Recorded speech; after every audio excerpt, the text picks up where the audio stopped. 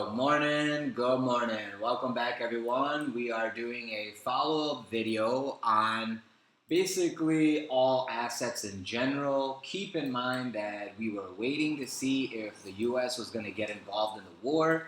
The U.S. officially got involved in the war yesterday with Trump bombing the 3 nuclear sites. And yeah, that is going to have lasting repercussions moving forward. As you saw in the last Bitcoin video we made, we were looking for a shorting opportunity. Anyone who got that short around 111, 112,000, we were looking for it to play all the way out into, well, first 95,000 and then lower if possible. So be aware that that is all you need to worry about starting Sunday when the new weekly candle opens. Aside from that, okay, this is just one asset.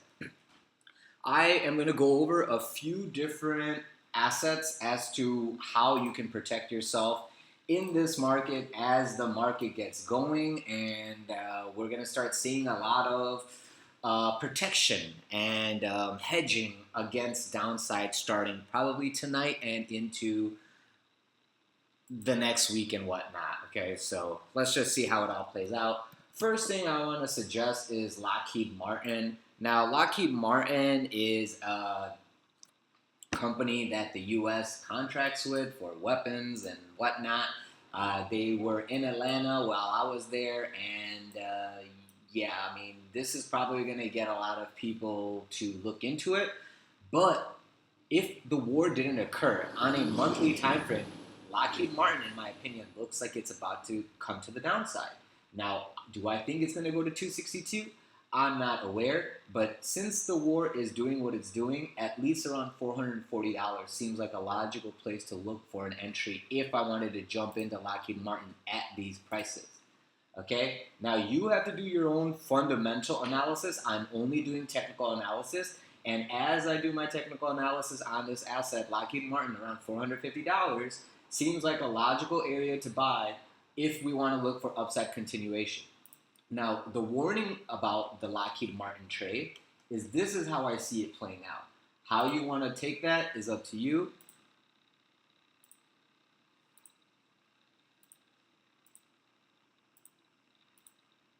I know you're not going to like it, but do I care?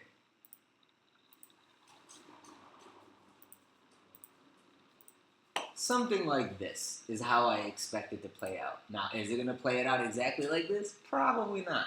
But we have these major levels established for support and resistances. Now, if you look left, look at how clean those lines actually provided you top-end resistance. And then once you claim the top-end resistance and you come back above it, below, it becomes support. Now, this one flipped into resistance already. Okay, this is now your resistance. Until we get above it, it's looking like, you know, it's going to be a trouble. This one possibly is where we're looking for confirmation of support. If we get that, great. If we don't get that level, then over here we can start attempting to look for the long, right? These levels here are good opportunities for a long opportunity if the war progresses and continues and you get this opportunity when it comes to the downside, great. If not, don't. You know, you don't need to buy at a disadvantaged price. But just be aware that this is something, and I would lower this to like that level. And the reason why I'm lowering it on a monthly, when this monthly closes in 8 days and the new monthly opens, this average should be coming up to this level around here, around 290 or whatnot. So that's why I'm looking for the rounding bottom of support, inverse head and shoulder in this range between these 3 levels, if we get it, okay, on a monthly time frame. Now, on a monthly, if you look at the volume, okay, there was actually pretty decent volume to get us to this level, and this buys were a dead cat bounce in my opinion. And you're already having a major seller step up right at the level of resistance over here at 485. So until you get above 485 with a, let's say, a weekly open and close, I'm very concerned of downside continuation to go grind out into that $440 level.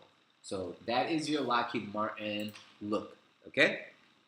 Another thing that people will probably look at is oil. Hold on, let me get Occidental. Occidental is backed by Mr. Warren Buffett, And during times of war, oil always goes up. And people are looking for oil to go around $85 to $100 a barrel. How do we get about that? How do we get about it? Well, here it is. I mean, here was your rejection. We got the rejection. Here we were looking for support around $29 to $34. You got the bounce right at 34. Okay. Now you're actually claiming above the 43 level of resistance. Once you close this month above $43, next month your next level of resistance is all the way at $54. People or analysts are predicting around $85 to $100 a barrel. That seems logical and probable, in my opinion, because of this higher low situation. Once this, let's get back to the doodle mode. Once this gets up here, comes back here, then puts in a higher low, this is natural path and progression of oil, in my opinion. Regardless of if EVs take over the world or this and that, EVs and whatnot is not the only use of oil. Oil is like literally, you need oil for plastics, you need oil for a lot of stuff, guys, okay? Oil is synthesized into multiple other petroleum products, okay? Like petroleum jelly, for one. Vaseline, for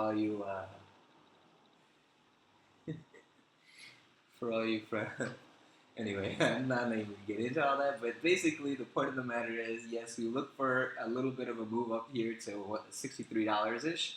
Maybe a little pullback will come back into like 50s, find support around 50 to, high 40s, and then you'll get that expansion back up. This right here looks like a big inverse head and shoulder. I don't know if you can see it, but let me see. Like here is one.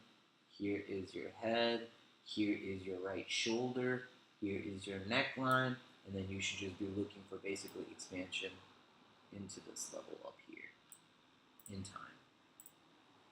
All right, there's no really debate needed on this. Oil price is completely dictated by production. They can increase production to make price go down. They can reduce production to make price go up. It's all a game with the oil SARs. At the end of the day, the price of oil will more than likely go up. It is a finite resource. You're not gonna have oil be produced. All we could do is dig deeper for oil, and with those come bigger environmental repercussions and blah blah blah blah blah. So yeah, I don't have a bear case for oil as of right now. And another thing is volume-wise, I don't have anything I could tell you volume-wise. Let me see. Yeah, volume-wise, I don't really have any tips or tricks I can tell you. I think oil at $50 is gonna happen for sure. $55 is gonna be tested. And then if we can get above $55, we can talk about those higher levels that I've already discussed. I would like to set up a Fibonacci retrace on this and clean up all the older ones that I have. Like, what the heck is all these? Just let that go. We don't need that one. This is all, the rest of them are all pretty significant. I understand. This was the buy. This here is your resistance. Once you break the 60, is it 62? Yeah, $62 level of resistance, you're going to go to the hundreds.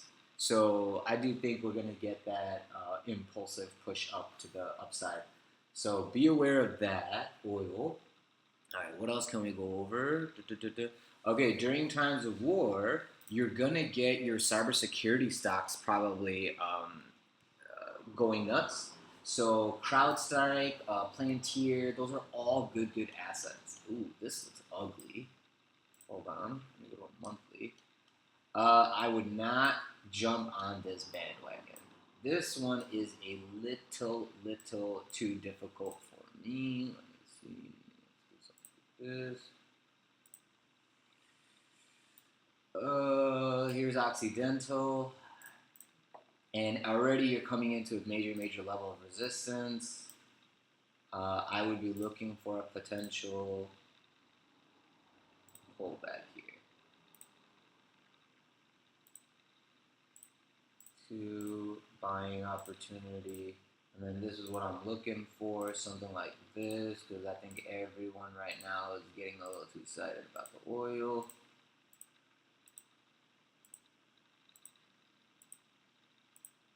Just be aware of something like this to play out.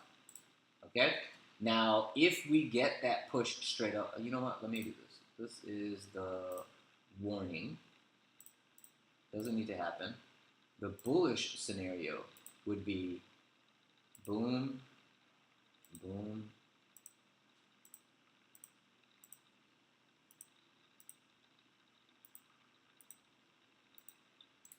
something like that would be the bullish scenario, which is probably a possibility after a pullback.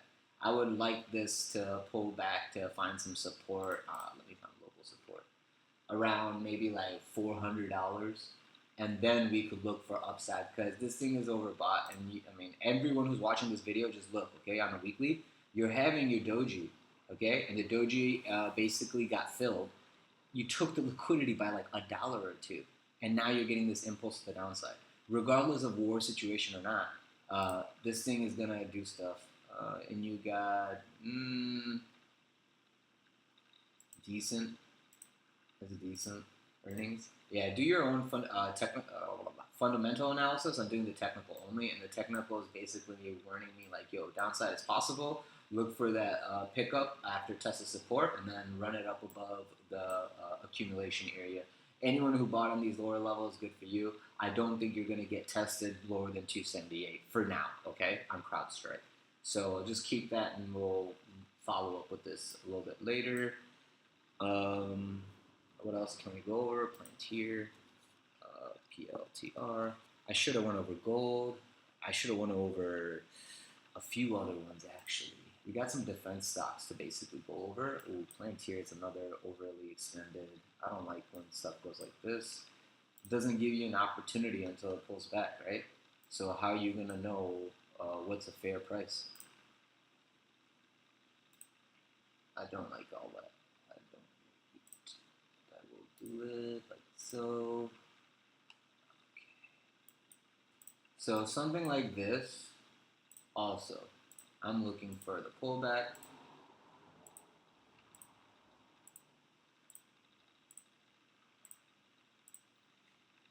And then like that. I am not looking for it to just go straight up. I do think this is going to come test out this levels of $105. And then from there, we can look for higher. I think $105 is a very, very active level. I mean, even 118. Around 100 and $115 to 110, I would be aware of that test of support. Once you get that test, I can look for upside. If that test doesn't come, it's because 129 is support. Okay, here, let me do this. Sorry. Make this the medium potential. Here's the bullish potential.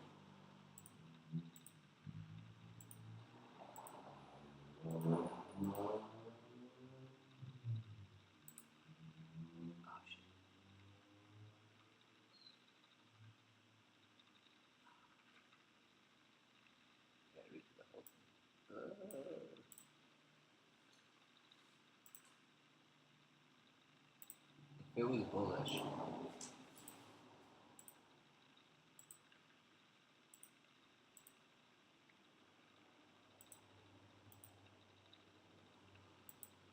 It would be something like that nature.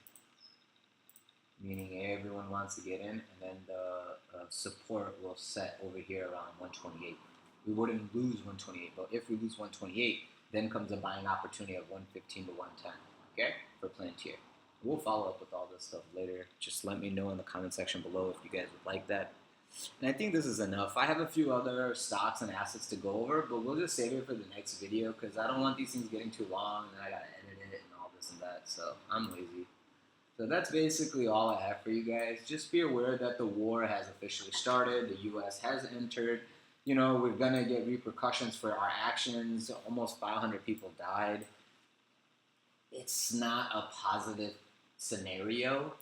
And the markets were already at all near the tops. And we've been talking about pullbacks and we've been talking about local tops forming. The war was basically fuel on the fire of the market to pull back. So now that we're going to expect that pullback, be ready to buy on support. and then we can move forward accordingly. If the war prolongs itself, be aware that until the Fed cuts interest rates, we are not going to have any risk-on mentality. Everyone right now globally will be trying to protect themselves and their profits and their assets in case this war turns into a nuclear war or anything more longer than it needs to be kind of situation. So please, please, please protect yourself. If you guys have any questions or concerns, leave it in the comment section below. If you're interested in trading with me live, feel free to join the Discord server. Link to the server is in the description of this video below, alongside all the other affiliate services that I use and recommend that help the channel grow. So thank you guys so much. And last but not least, keep in mind that majority of all my positions are call options with the strike of December. So I'm not really all in on the markets. I'm all in on call options because I know exactly 100% what I'm going to lose if those options expire worthless. But I'm not going to put my money in the line with equities, aka stock, letting it tank 20 to 40%, and then I'm just sitting there holding that bag with whatever loss I'm at, and then I have to like DCA and all that. I don't want to play that game. I have a certain amount of money I'm going to risk. I put it all into call options of the AMC Theater. I've already told you guys about AMC Theater and a few other things. And those are things that I talk about on a regular basis on the member side of the Discord. So if you're interested in trading with me live, feel free to join the Discord server. Hit me up and join the member side. We can discuss assets much more in depth with profit, loss, TPs, entries, stock, like risk assessments, all that good stuff. As a professional trader, if you're doing it for a living and you want to invest in yourself, here's your opportunity. Aside from that, guys, have a great day. Talk to you soon. Enjoy. Don't bury your head in the sand. Don't get all negative. Don't just assume like worst case scenario. Yes, things can get bad, but it doesn't have to. And there's a lot of money involved in these decisions. For the powers that be to allow Trump to do what he did, obviously they have things under control. Things are in line. Let's say that. Trump probably did not want to go do the bombing and all that stuff. I'm more than positive there are people above him that were guiding that decision. Okay? So, aside from that, guys, have a great day. Talk to you soon. Be safe. Enjoy.